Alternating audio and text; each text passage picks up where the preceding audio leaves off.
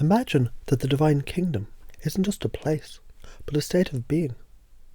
When you look at the concept of heaven, could it be that heaven isn't a place, but a state of mind? A place where all desires and fears dissolve. Just like you can choose to release an old limiting belief and experience a new, empowered way of being. Is it possible the kingdom of heaven described in ancient texts? It isn't just a future event, but a state of inner peace, harmony and connection with the universe. Just as we can tap into deeper resources within ourselves, bringing heaven to the here and now. Now I know you may have heard a lot of different opinions on this. Most would say it's impossible, too bold, too much to ask, and yet here you are, considering something that most people would never imagine. But what if the boldest ideas are the ones that change everything? It's not surprising that some people, they'd look at this and they'd dismiss it as outlandish. After all, who could believe something so different? And yet, there are those who have walked a different path and discovered things that are beyond the ordinary. What could be possible for you if you were one of them? What if the idea of Jesus wasn't just a single person, but an archetype of transformation, a symbol of human capacity to transcend limitations? Could it be that all of us have the potential to embody the Christ-like energy that's within us? Think for a moment. What if the story of Jesus was never about a person at all? Could it instead be about our inner journey that we must all take to find our divine nature, breaking free of what has held us back? Many people think we've come so far as a society that the advancements that we've made reflect true progress. But have we really evolved? Or is it simply a matter of trading one set of problems for another? What if the real solution was to look inward and challenge what was accepted as progress? People, they often talk about the kindness of supporting the homeless. But have you ever wondered, could this kindness be a trap? What if helping someone who refuses to change simply keeps them stuck, rather than empowering them to stand on their own? What if you could let go of your attachments to the fleeting pleasures that others cling to, freeing yourself from those same feelings that hold people back? Could you imagine a life where you're no longer ruled by temporary desires, but empowered to choose your path? Imagine for a moment that every emotion you feel now, fear, doubt, even excitement, they're just temporary states. What would it be like to rise above them, to act from a place of calm determination instead? Just like some people find extreme wealth unappealing because they can see the emptiness beneath the surface, you might find that overly materialistic people, they seem unattractive if you're really into deeper connections and spiritual fulfillment. You may find some people's obsession with status, it seems shallow. Just as someone who focuses solely on intellect might overlook the value of emotional depth and connection. For those who want to break free of consumer culture, the media and advertising, they often act as lower forces, distracting people from true happiness and fulfillment.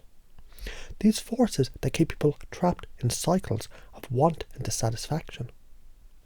Imagine if the political system itself were a lower force, one designed to keep people divided, distracted and stuck in old patterns. Would it be worth fighting against such a force if it meant achieving something greater? Just as Socrates challenged the status quo, could we be looking at the need to challenge the educational system as a whole? If you could disrupt a society's thinking, perhaps it's time to reconsider what we've been taught.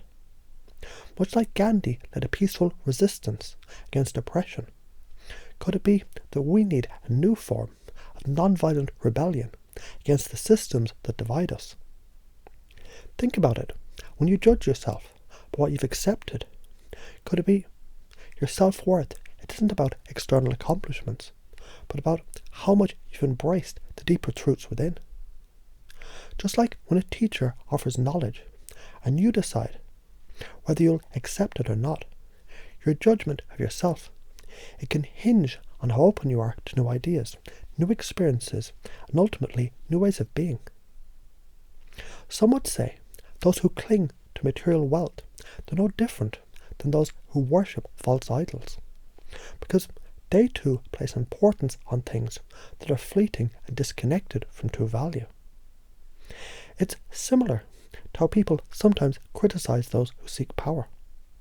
What if the desire for power was not inherently evil, but the desire for control over one's life, free from the constraints imposed by the system?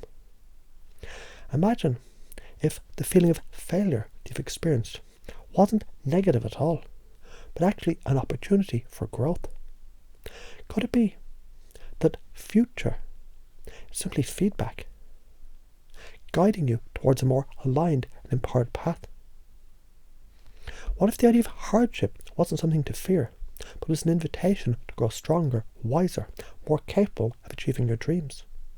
Could hardship be seen as a stepping stone to something far greater than comfort ever could provide? You've probably heard the story about the pyramids, haven't you?